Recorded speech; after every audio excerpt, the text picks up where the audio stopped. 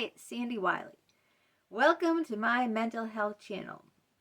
You got this, where I wipe away the stigma of mental illness by talking about my own personal experiences as a former patient having borderline personality disorder. I also talk about schizophrenia, narcissism, bipolar, post-traumatic stress disorder, anxiety, panic attacks, depression, therapies, therapists, and a plethora of other mental health topics. But I only come on as a former patient of almost 20 years. I am not a licensed therapist. I do not hold a degree in psychology, so I cannot give you a professional opinion. All I ask of you in return is your kindness in the comments below. Please be kind to me, show respect to other people who are commenting, and be kind to yourself. If you are new to my channel, welcome. If you like what you see, hit that thumbs up button. And if you haven't already, please subscribe. It's 100% free. Now, today's topic is the day that Dr. Richard Geist let me drive home stone drunk. Now, I've talked a lot about all my bad therapies, and I turned into an alcoholic over Dr. Richard Geist. He developed a codependent relationship with me where I couldn't function without him. He made me come to therapy 5 hours a week for free. He said I needed all this therapy. He called me round the clock, 24/7 available, let me sit in his lap, invited me to his vacation house in Maine. I was inside his home. He told me private things. I seen pictures of his wife in a bikini. He told me very private things about his life, and etc., etc. He also encouraged me to have a sexual relationship with my other psychologist, Dr. James Barberia, telling me to ask him to go to bed. Can you imagine that? Ask him to go upstairs and go to bed with you. Tell him it'll be fun. He took him on as his own patient. He saw us both, so all three of us were in the same room, and they both ganged up on me. I mean, I've got tons and tons of other videos that go into all the abuse, the sexual exploitation that they both did onto me. Now, as it stands, it's been over a year with the licensing board. I filed the complaint in January 2022? Yeah. This January will be 2 years. It's a year and a half, right. January 2022, I filed a formal complaint with the licensing board in Massachusetts, in this state, against Dr. Richard Geist for his unethical practices. What he did is he was a narcissistic psychologist who love-bombed me, and then he withdrew. See, that's what they do. They get you hooked, and then, they reel it in, and then they throw it out. Throw you back out into the water. And that's exactly what he did, and that's how I turned into an alcoholic.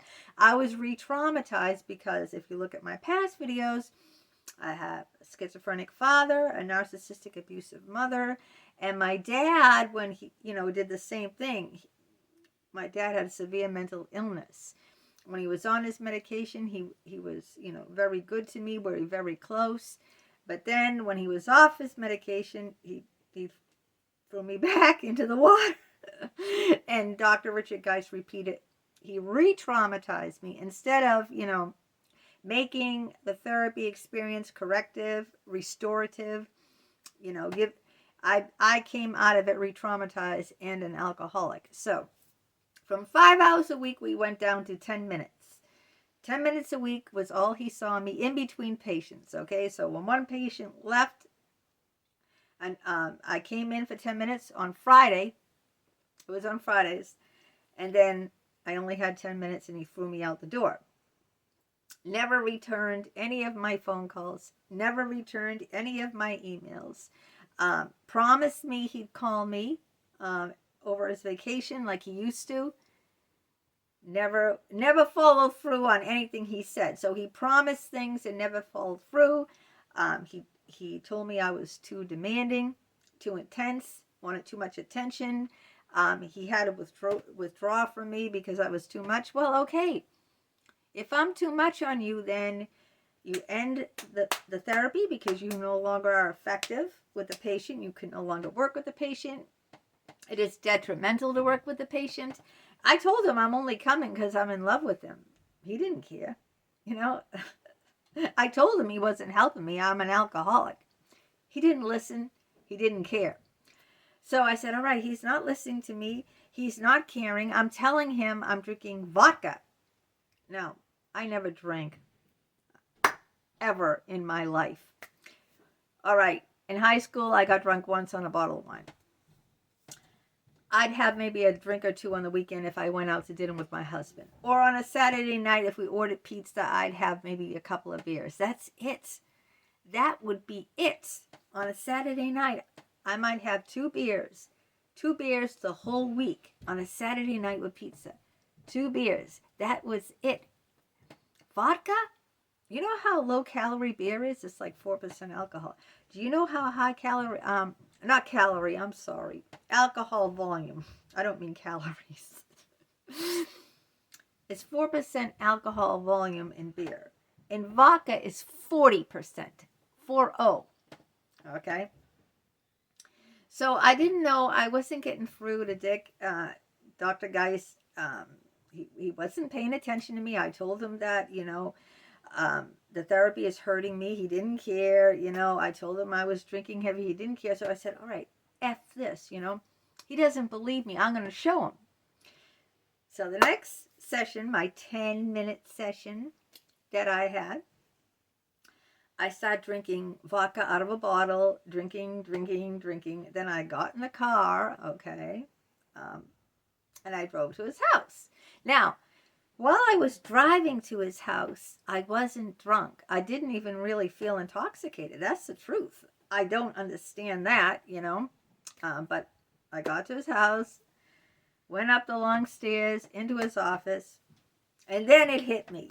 Sometimes when you're drinking, you can be sitting down having some drinks and feel like, yeah, I'm going okay. I'm not drunk. I'm fine. Hit me with another one, right? Hit me, baby, one more time. So, yeah, you say that to the bartender, and he looks at you like you're crazy. You do a little Britney Spears on him, Oh, I'm fine, Yeah, hit me, baby, I can.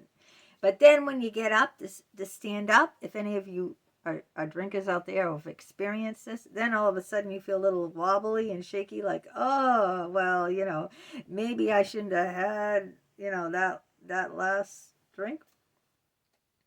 So I was going to show him that how I really did turn into an alcoholic. So I drank all that vodka, and when I got into his office, it was starting to hit me. The effect of the vodka was, because it takes about 20-25 minutes to drive from my house to his house. So by that time, the vodka had worked its way through my bloodstream, and I told him, I drank all the, I don't know how much vodka I drank, but I told him I drank quite a bit of vodka, and I'm drunk. And it was 10 minutes. It was time for me to leave, because what's 10 minutes? You get in there, you take your coat off, you sit there, and you go, oh, I'm feeling good. You know what? I drank, 10 minutes is like, boom. Okay. So he said, it's time for you to go. Open the door, and I said, well, I'm really drunk. And he said, drive safe. Door in my face. Now, wouldn't he be responsible if I had gotten into an accident and killed myself or killed someone else? I would never, if someone was drunk in my house, I would never let them leave. I would call them a taxi. There's no way I would let that person leave. He didn't give 2 shits about me, okay? This is how drunk I was. I couldn't walk down the stairs, all right? I was that drunk. I told him I'm drunk, He said, drive safe. Bam, close the door in my face. So I call my husband. This is how drunk I am now because he's upsetting me so much. I go, I forgot how to get home. Now, mind you, I've been to this therapist, oh God, how long was it? Like, I don't know, over 10 years. I was his patient for 16 years. At this point, when I got drunk, I'm going to think that I was his patient for maybe 5 years. I don't know. But anyway, it was a good 5 years I'd been driving back and forth to his house. 5 years. I knew the route like the back of my hand.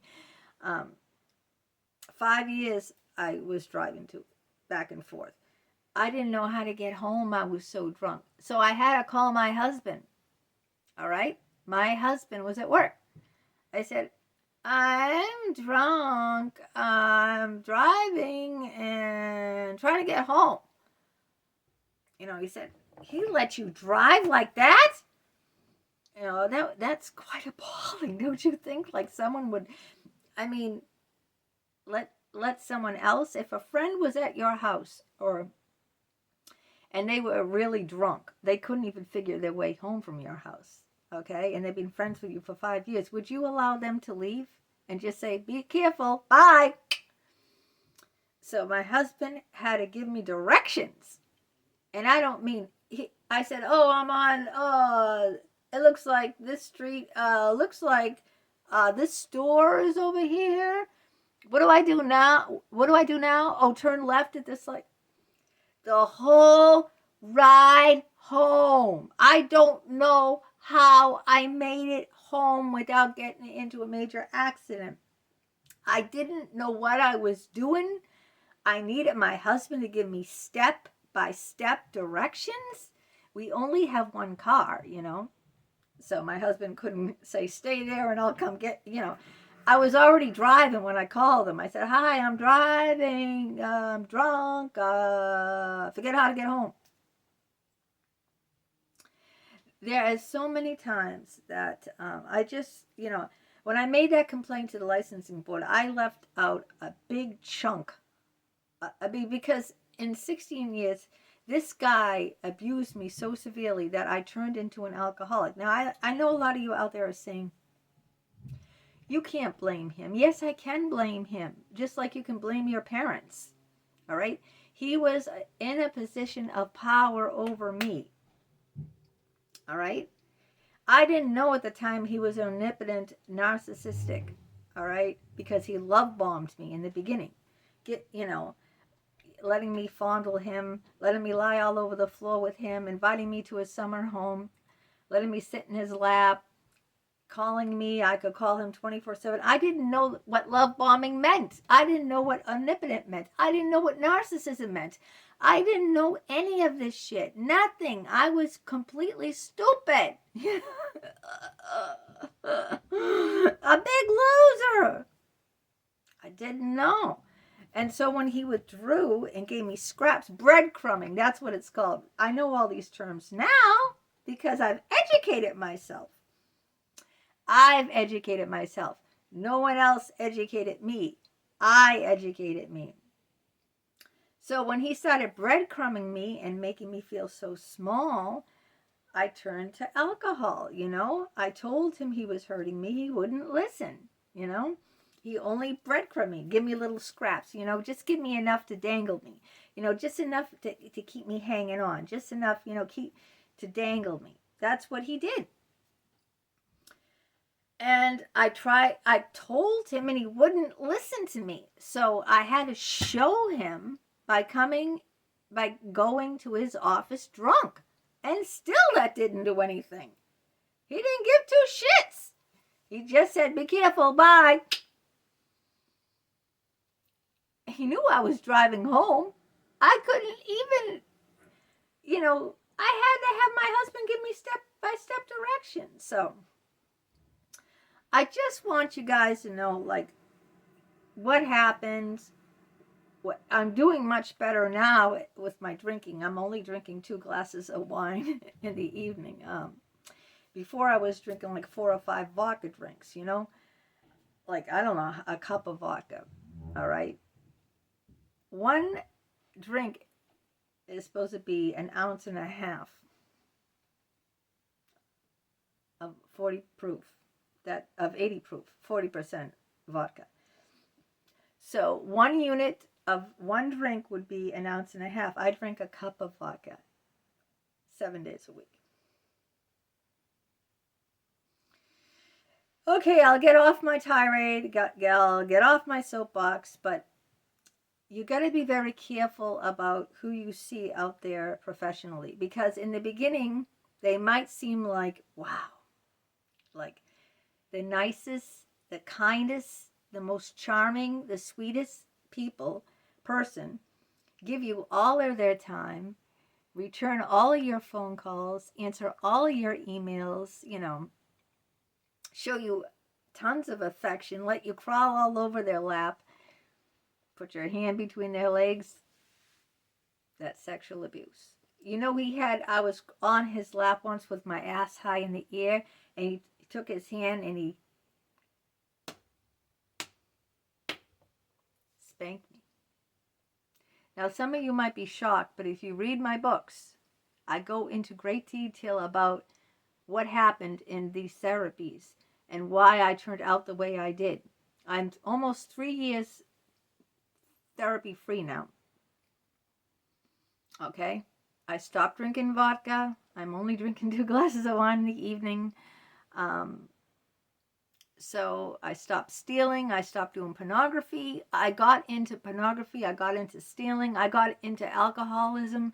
I got into all these things because I was abused by these therapists. And I had to get out of all these things and find my own way, all by myself, without any friends or family or other therapists to help me.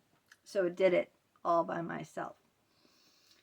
So be careful just because someone seems, caring and kind and giving in the beginning.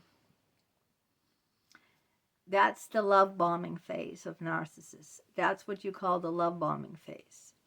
So just beware of that.